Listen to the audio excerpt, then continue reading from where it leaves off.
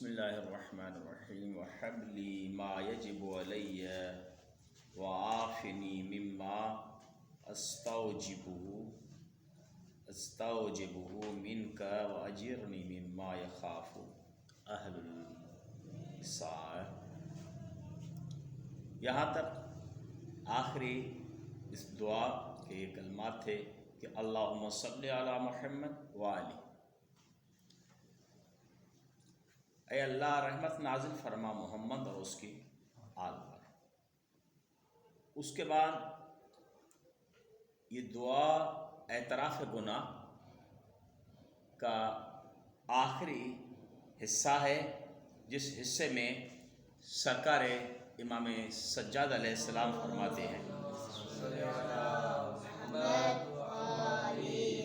وَحَبْ لِي مَا يَجِبُ عَلَيَّ لَكَ، تو بخش دے میرے لیے وہ حقوق جو تو نے میرے لیے عائد کیے ہیں،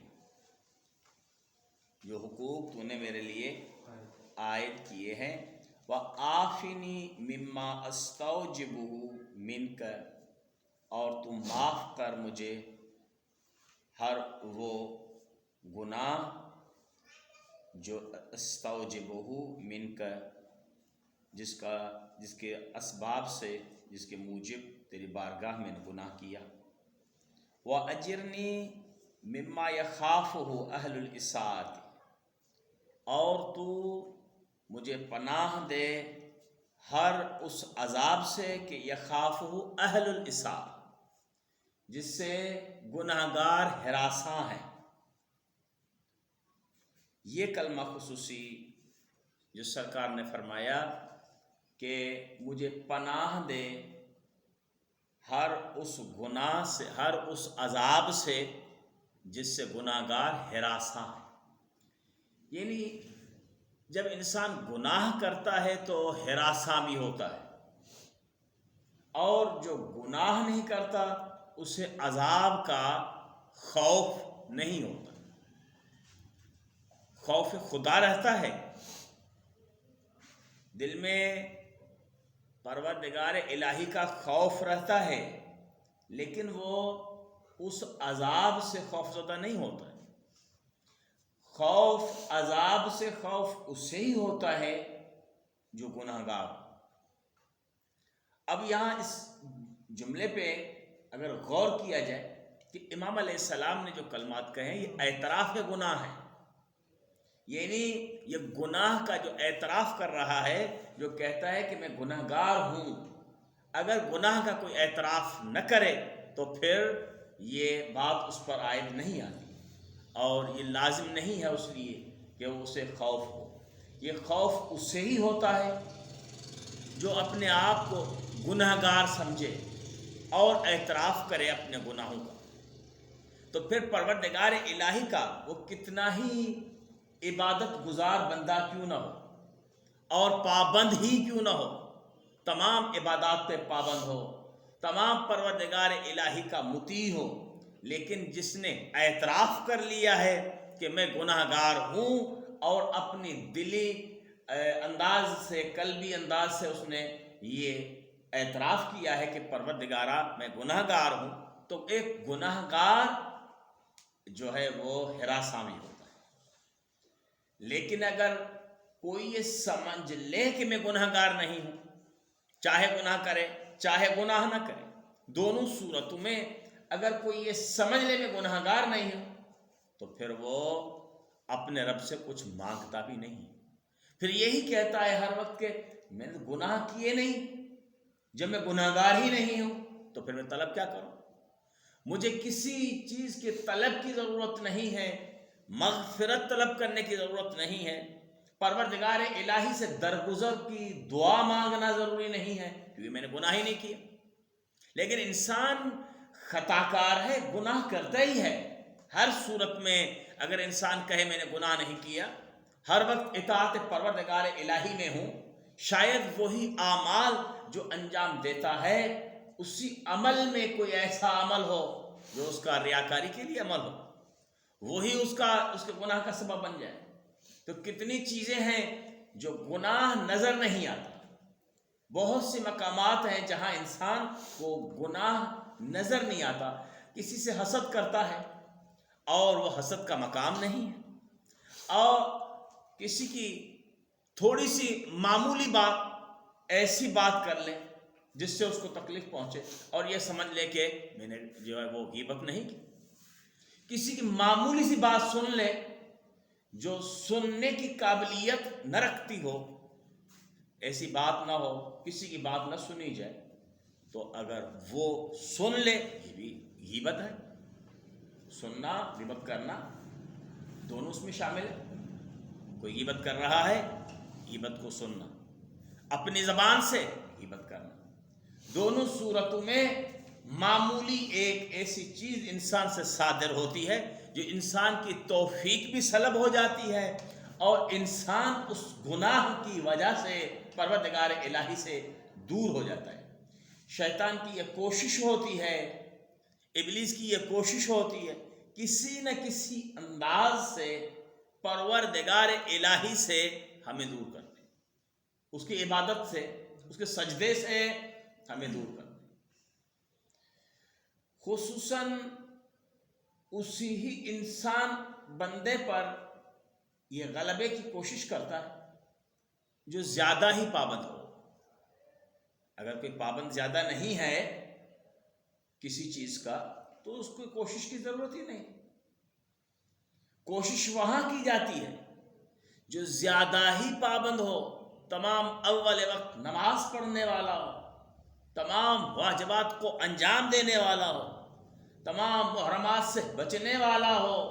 اگر تمام اعمال کو صحیح انجام دینے والا ہے تو شیطان کا تسلط اسی پر ہوتا ہے، ورنہ کسی پر شیطان کے تسلط کی ضرورت ہی نہیں. وہ تو ایک اشارہ کرتا ہے، ایک اشارے سے انسان اس کے زمرے میں آ جاتا ہے. تو پھر شیطان کا اشارہ کیسا ہے، شیطان کا تسلط کیسا ہے؟ شیطان کا تسلط اس باعمل پر ہوتا ہے جو اپنی رب کا مطیع عبد ہے، اور شیطان کا اشارہ اس کے لیے کافی ہے جو ہر وقت شیطان کا مطیع ہے. اب یہاں اطاعت کے دو مورد ہیں، ایک اطاعت پروردگار الہی، ایک اطاعت شیطان. جو مطیع شیطان ہے شیطان کو اسے اشارہ ہی کافی ہے، اور جو اطاعت پروردگار الہی میں بندگی الہی میں مصروف ہے تو اسے اشارہ نہیں کرنا پڑتا، اسے بڑے بڑے رسوں سے باندھنا پڑتا ہے اور بڑی زنجیروں سے اسے لاق میں بند کرنا ہوتا ہے. مشکل سے اسے شیطان اپنی گرفت میں لیتا ہے، تو اس سے بڑے گناہ سرزد نہیں ہوتے. وہ جو پابند ہے تمام عبادات میں، اطاعت میں، اس سے چھوٹے سے گناہ ہی ہوتے ہیں، جو چھوٹے سے گناہ بڑھتے بڑھتے بڑا گناہ ہو جاتا ہے. یعنی حکم کیا ہے عدل کے لیے کہ ایک عادل کے لیے کیا ہونا چاہیے؟ گناہ، کبیرہ گناہ سے بچے اور صغیرہ گناہ پر اصرار نہ کرے، بار بار ان گناہوں کو انجام نہ دے. یہی ہے نا ایک عادل کے لیے کیا حکم ہے کہ ایک عادل گناہان کبیرہ سے بچے اور صغیرہ پہ بار بار گناہوں کو انجام نہ دے. اگر یہ گناہان صغیرہ کو بار بار انجام دیا جائے تو یہ بھی کبیرہ ہے، کیونکہ ایک مرتبہ جو توبہ کر لیتا ہے، جو بحث سابقہ اس حصے دعا کے حصے میں بیان کیا کہ کیسے معافی مانگی جاتی ہے، توبہ کیسے کی جاتی ہے. جس نے توبہ کر لی ہے وہ اگر بار بار توبہ کر رہا ہے تو یہ اپنے رب سے مذاق ہے. یہ بار بار توبہ کرنا بھی مذاق ہے. توبہ ایک مرتبہ ہوتی ہے، انسان گنہگار ہے، ہر وقت اپنی توبہ کے طلب کرنے کے لیے بارگاہ الہی میں پلٹتا ہے. لیکن انسان کو سوچنا چاہیے کہ انسان جو بار بار گناہ میں مبتلا ہے وہ گناہ سے اسے بچنا چاہیے. شیطان کا حربہ یہ ہوتا ہے کہ کسی بھی صورت میں ہمیں اپنی گرفت پہ لے. جس مقدمے کے ذریعے ہم شیطان سے بچ سکتے ہیں، جس اسباب کے ذریعے ہم شیطان سے بچ سکتے ہیں، جس بھی انداز سے، جس بھی کوشش سے ہم شیطان سے بچ سکتے ہیں، وہ اسی پہ غالب آتا ہے. یعنی ہم شیطان سے بچنے کے لیے ہمارے پاس تو اور کوئی ایسا میدان نہیں، ایسی کوئی جگہ نہیں جہاں ہم شیطان سے بچ سکیں. یہی علمی میدان ہے. جب ہم علمی میدان میں آتے ہیں، اساتذہ بزرگان سے درس لیتے ہیں نا، جب کوئی بات سمجھ میں آتی ہے تو شیطان سے بچنے کی کوشش کرتے ہیں. یہ بھی ایک مقدمہ ہے نا. اس مقدمے تک شیطان کا تسلط ہوتا ہے کہ اگر یہ علمی محفل میں آ گیا، اس نے اگر کوئی ایسی علمی بات سن لی تو یہ اس کی پیروی کرتے ہوئے اطاعت پروردگار الہی میں جائے گا، میری اطاعت سے ہٹ جائے گا. اس کی پہلی کوشش یہ ہے کہ اس علمی محفل سے روک دے. چاہے وہ علمی محفل ایک چھوٹا سا درس ہو، علمی محفل میں چند افراد ہوں، علمی محفل میں چاہے کتنے افراد ہوں، اور اسے آپ کیا کہیں، ایک بڑی مجلس کہیں، ایک درس کہیں، درس اخلاق کہیں. یہ تمام صورتوں میں کوشش ہے شیطان کی آپ وہاں پہنچ نہ سکیں. آپ کو روکتا ہے وہاں پہنچنے سے. جو بھی اسباب ہیں وہ مہیا کرتا ہے. اب اگر کوئی ایسا انسان راہ سلوکیت پہ چلنے والا، منزل صعود کی طرف سفر کرنے والا، اگر انسان اس شیطان کے تسلط سے نکل جاتا ہے تو پھر وہ سفر کرتا ہے، اسی سفر میں آتا ہے، اس سیر میں آتا ہے، اس میدان میں آتا ہے، اس الفاظ علمی کو سن لیتا ہے، اسے توفیق ہو جاتی ہے، اور اس توفیق سے اس علمی میدان میں آ کے اور اس الفاظ کی سنتے ہوئے، معصوم کے فرمان کو سنتے ہوئے، نبی کے فرمان کو سنتے ہوئے، قرآن کی آیات کو سنتے ہوئے، قرآن پہ تدبر کرتے ہوئے، وہ انسان ایک ایسی منزل کو طے کر لیتا ہے جہاں اسے قاعدہ قانون کا پتہ چلتا ہے کہ قرآن ہی ہمیں صحیح تدبیر کی طرف لے جاتا ہے. کہ قرآن میں آئے مبارکہ میں ہے الم اعہد الیکم یا بنی آدم اللہ تعبدوا الشیطان انہ لکم عدو مبین. اے اولاد آدم، کیا تم نہیں جانتے؟ الم اعہد الیکم، کیا تجھ سے عہد نہیں لیا گیا تھا؟ الم اعہد الیکم یا بنی آدم اللہ تعبدوا الشیطان، کہ شیطان کی عبادت نہ کرنا. انہ لکم عدو مبین، شیطان کھلا ہوا دشمن ہے. شیطان یہ تیرا کھلا ہوا دشمن ہے. یعنی اس میں کسی بھی دلیل کی ضرورت نہیں ہے. شیطان کی معلومات میں کسی کو معلوم کرنے کی ضرورت نہیں ہے. یعنی ایک طرف عبادت ہے پروردگار الہی کی، اور ایک طرف عبادت ہے شیطان کی. جہاں اس آیت مبارکہ میں ہے کہ ان شیطان انہ لکم عدو مبین، یہ شیطان تیرا کھلا ہوا دشمن ہے. کیا تجھے روکا نہیں تھا؟ الم اعہد الیکم یا بنی آدم اللہ تعبدوا الشیطان، شیطان کی عبادت نہ کرنا. تو پھر جب شیطان کی عبادت کرنے پہ جو مصروف ہوا، اس نے شیطان کی ہی بات سنی، وہ مطیع شیطان بنا. انہ لکم عدو مبین وَأَنِ اعْبُدُونِي ھَذَا صِرَاطٌ مستقیم. کیا حکم نہیں تھا تجھے کہ اَنِ اعْبُدُونِی، تو میری عبادت کر. ھَذَا صِرَاطٌ مستقیم، یہی صراط مستقیم ہے. یہ میری عبادت، یہی صراط مستقیم ہے. تو دو آیات سے بات سمجھ میں آ گئی. ایک آیت میں شیطان کی عبادت ہے، دوسری آیت کے مطابق پروردگار الہی کی عبادت.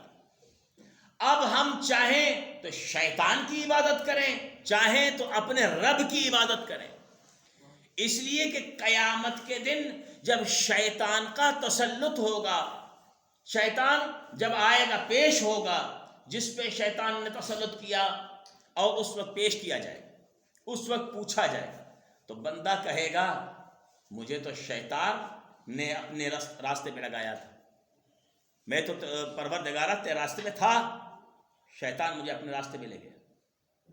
اس وقت شیطان کہے گا میں نے تو اشارہ کیا تھا، فاستجبتم لی، اور تم نے قبول کر لیا، میرے اشارے کو قبول کر لیا، میں نے تسلط نہیں کیا تھا، میں نے اشارہ کیا تھا، فاستجبتم لی، اور تم نے قبول کر لیا۔ فلا تلومونی ولوموا انفسکم، سمجھ رہے ہیں نا یہ سب سیگے؟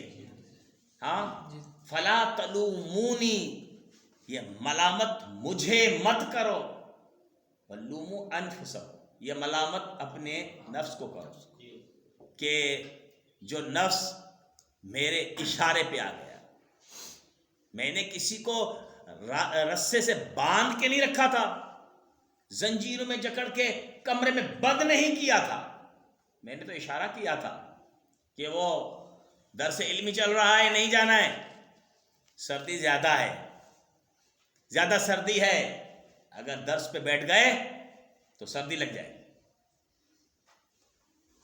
اب اور آدھا گھنٹہ ہے، آدھے گھنٹے میں سردی کم ہو جائے گی تو پھر چلیں گے۔ تو شیطان یہی کہے گا، تو میں نے کیا کیا تھا؟ اشارہ کیا تھا، فقط میں نے کیا کیا تھا؟ اشارہ کیا تھا، سردی بہت ہے، درس پہ نہیں جائیں۔ میں نے کسی کمرے میں آپ کو بند نہیں کیا تھا، میں نے آپ کو اشارہ کیا، میرے اشارے پہ آپ بیٹھ گئے، اور پھر میں نے دوسرا اشارہ کیا، چلو کمرے سے باہر آ گئے، باہر بیٹھے، آ کے بیٹھ گئے، تو شیطان نے کہا کتنا آرام ہے، اندر جا کے درس پہ بیٹھیں گے نا وہاں سردی ہے، یہاں بیٹھیں گے گپ شپ ہے، دوستان بیٹھے ہیں، تو پھر وہاں بیٹھ گیا۔ پھر دوست نے کہا کہ نہیں، گپ شپ نہیں، چلتے ہیں، چلو میں چائے پلاتا ہوں، تو چائے پینے کا موڈ بھی نہیں تھا، ابھی بن گیا، کبھی اس دوست نے چائے پلائی نہیں، آج چائے پلا رہا ہے، کبھی اس نے خدمت کی نہیں، آج وہ خدمت کر رہا ہے۔ یہ شیطان قیامت کے دن کہے گا کہ میں نے تو اشارہ کیا تھا کہ علمی محفل میں نہ جا، میں نے تو اشارہ کیا تھا کہ علمی درس میں، میں نے کسی بڑے ان لوہے کے رسوں کے ساتھ میں نے باندھا نہیں تھا، فقط اشارہ کیا تھا، میرے اشارے پہ تو میرے پیچھے آ گیا۔ فلا تلومونی ولوموا انفسکم، یہ ملامت مجھے مت کرو، یہ ملامت اپنے آپ کو کرو، اور دیکھو کہ چائے پینے کے لیے جب تو گیا تھا تو کیا ملامت اپنے آپ کو کرو کہ درس علمی تھا نہیں تھا، جب تو سردی سے رک کے بیٹھ گیا تو کیا سردی تھی اتنی؟ کوئی برف باری تو نہیں تھی، کوئی ضرر جسمی تو نہیں تھا، کوئی خطرناک سردی تو نہیں تھی، ویسے بس چلو بیٹھتے ہیں، ابھی چلو درس نہیں سنتے ہیں، بیٹھتے ہیں۔ وہ نہ سننے سے، علمی محفل میں نہ جانے سے ہی وہ مقدمہ تھا جس سے وہ بچ گئے۔ اگر علمی محفل میں جاتا، وہاں بیٹھتا، کچھ سیکھ لیتا، تو وہ شیطان کی اطاعت کو چھوڑ دیتا۔ شیطان کی اطاعت کو اس نے اس لیے ہی نہیں چھوڑا، مرنے تک نہیں چھوڑا، کہ کسی علمی محفل میں گیا ہی نہیں، کسی علمی مقدمے کو طے کیا ہی نہیں، ایسے علمی مقدمے کو طے نہیں کیا جس کے ذریعے سے وہ ایک حقائق تک پہنچ سکے اور منزل سعود کی طرف سفر کرے۔ وہ جو منزل ہے، جو بلند منزلیں ہیں، ان کی طرف وہ سفر کرنے کے لیے کیسے سفر کرے گا؟ جب اس سفر کے راستے کا پتہ چلے گا تبھی سفر کرے گا، جب اسے مقدمات کا پتہ ہوگا تبھی سفر کرے گا۔ سفر تب کرے گا جب اسے اس مقدمات کا پتہ ہو، جب اسے پتہ ہی نہیں تو سفر ہی نہیں کرے گا۔ شیطان کی کوشش یہی ہوتی ہے کہ ہمیں وہیں سے روک دے، کہ ہم وہیں سے آگے بڑھنے کی کوشش نہ کریں۔ ہماری کوشش یہی ہے، جو اس دعا کے جملوں میں سرکار نے فرمایا ہے، وہ ہمیں جملے رہنمائی دے رہے ہیں کہ ہم شیطان سے کیسے بچ سکتے ہیں، اور جملے یہی رہنمائی دے رہے ہیں جس میں وَأَجِرْنِي مِمَّا يَخَافُ أَهْلُ الْإِسَاءَةِ، اور تو پروردگارہ مجھے پناہ دے اس عذاب سے جس سے گنہگار ہراساں ہیں۔ فَإِنَّكَ مَلِيٌّ بِالْعَفْوِ، یقیناً تو قادر ہے معاف کرنے پر۔ اب کوشش کر رہا ہے بندہ جو پلٹ کے آیا ہے بارگاہ الہی میں، اگر پروردگار الہی ہمیں معاف کر دے گا تو توفیق بڑھے گی نا۔ کیسے توفیق بڑھے گی؟ توفیق تب ہی بڑھے گی انسان کی جب انسان پلٹ کے پہنچے گا، اور جب پہنچے گا نہیں اس منزل پہ تو کیسے حاصل کرے گا منزل؟ اس لیے کہ انک ملیٌ بالعفو، یقیناً تو قادر ہے معاف کرنے پر۔ یہ جو پلٹا ہے نا اعتراف گناہ کرتے ہوئے، یہ معافی طلب کر رہا ہے کہ میری توفیق ہو، یہ توفیق طلب کر رہا ہے۔ مرجون بالمغفرہ، اور تجھ سے ہی امید ہے مغفرت کی، تو ہی معاف کرنے والا ہے۔ ومعروف بتجاوزی، اور تو ہی مشہور ہے، معروف ہے درگزر کرنے میں۔ یعنی دنیا میں کسی کو درگزر کرنے والا نہیں پایا، یہ تیری ہی ذات ہے، کتنا بھی گناہ گار آ جائے تو تو درگزر کرتا ہے۔ اس لیے میں پلٹ کے آیا، جو بھی گناہ کیا میں نے، لیکن میں پلٹ کے تیری بارگاہ میں آیا ہوں کہ پروردگارہ تو ہی درگزر کرنے میں معروف ہے۔ لیس لحاجتی مطلب سوا،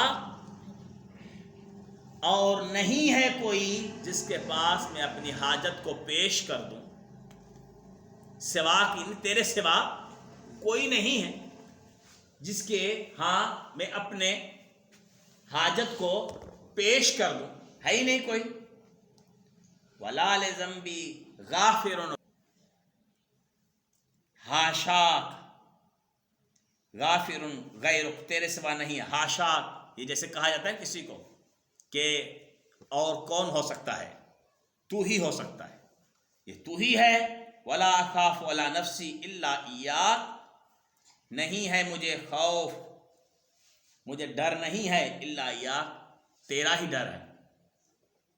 یعنی مجھے گناہ جو مجھ سے سرزد ہوا، شیطان کے اشارے پہ جو میں چلا ہوں، گناہ جو میں نے انجام دیا ہے، اس میں مجھے کسی کا دنیا میں ڈر نہیں ہے، تیرا ڈر ہے۔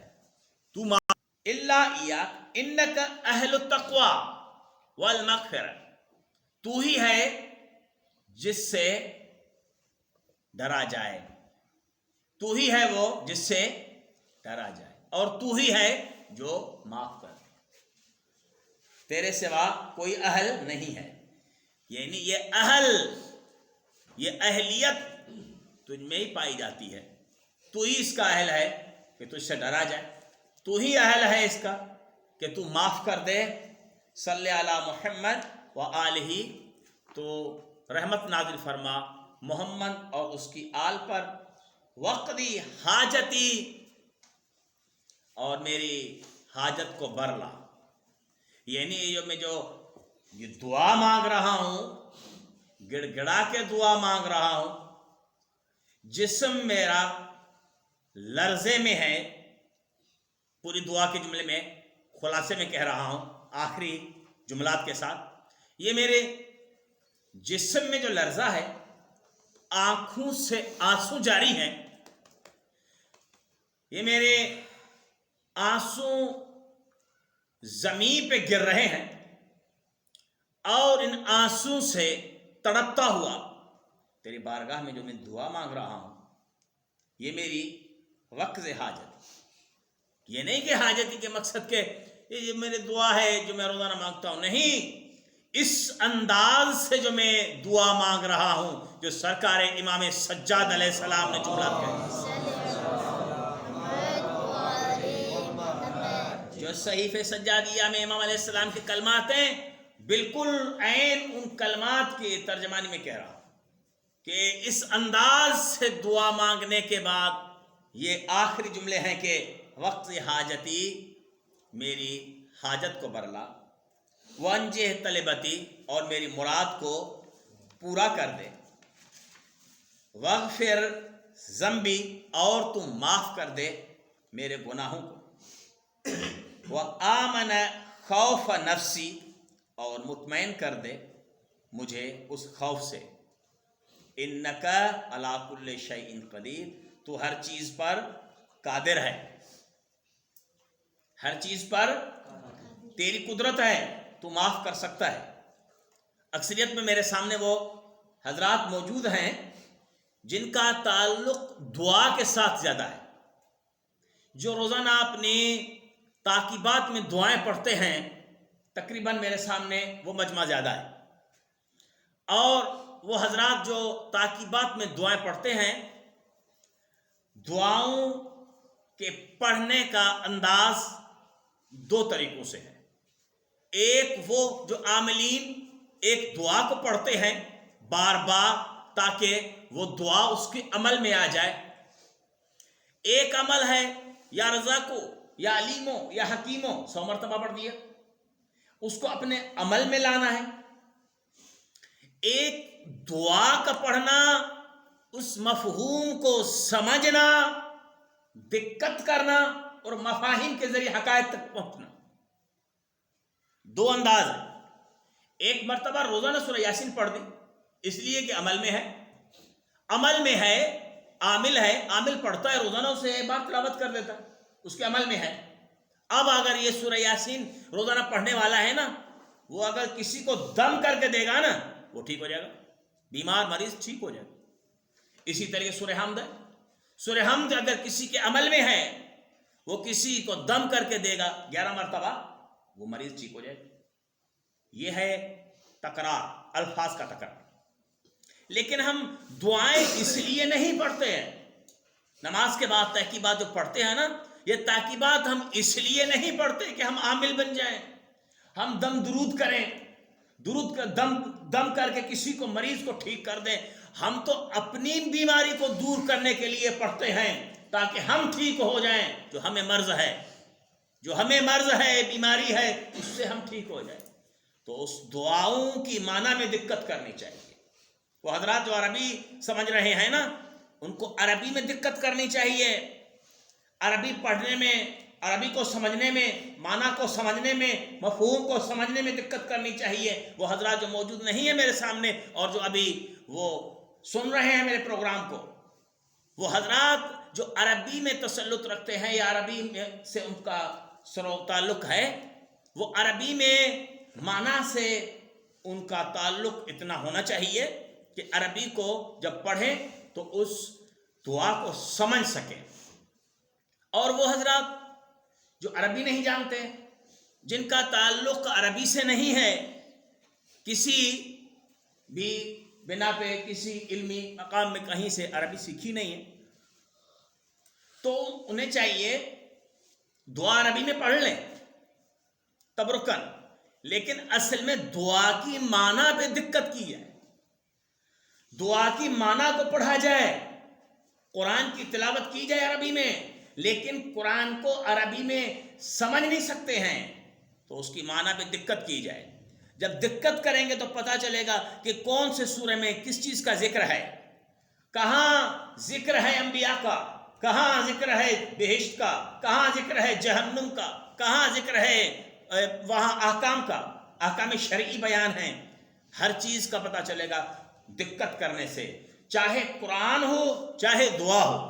تو دعا کے کلمات سرکار نے کتنی چیزیں فرمائیں۔ آج دعا اعتراف گناہ کا یہ آخری حصہ تھا، تو جو حضرات سن رہے ہیں نا، جہاں بھی سن رہے ہیں، جو حضرات سن رہے ہیں انہوں نے تو سن لیا، لیکن جن حضرات نے ابھی تک اعتراف گناہ کی دعا کو پڑھا نہیں، یا تو عربی پڑھ لی ہے، انہیں تو معلوم ہی نہیں کہ اس میں کون سا خزانہ چھپا ہوا ہے، امام علیہ السلام کے کیا جملات ہیں، امام علیہ السلام کی کیا فکریں ہیں، کیا امام نے فرمایا ہے، اور امام نے کس انداز سے دعا مانگی ہے۔ اس لیے جو عربی نہیں جانتے انہیں دقت کرنی چاہیے اس کی معنی پہ۔ اسی کے ساتھ آخری کلمات ہیں کہ وَذَلِكَ عَلَيْكَ يَسِيرٌ، پروردگارا تیرے لیے یہ تو آسان ہے کہ میری دعا کو تو قبول کر لے، میرے گناہوں کو معاف کر دے، میری حاجت کو پورا کر دے، میری حاجت کو پورا کر دے، یہ تیرے لیے آسان ہے۔ وَذَلِكَ عَلَيْكَ يَسِيرٌ، آمین یا رب العالمین، آمین یا رب العالمین، قبول کر اے میرے عالمین کے رب، میری دعا کو قبول فرما۔ والسلام علیکم ورحمۃ اللہ وبرکاتہ۔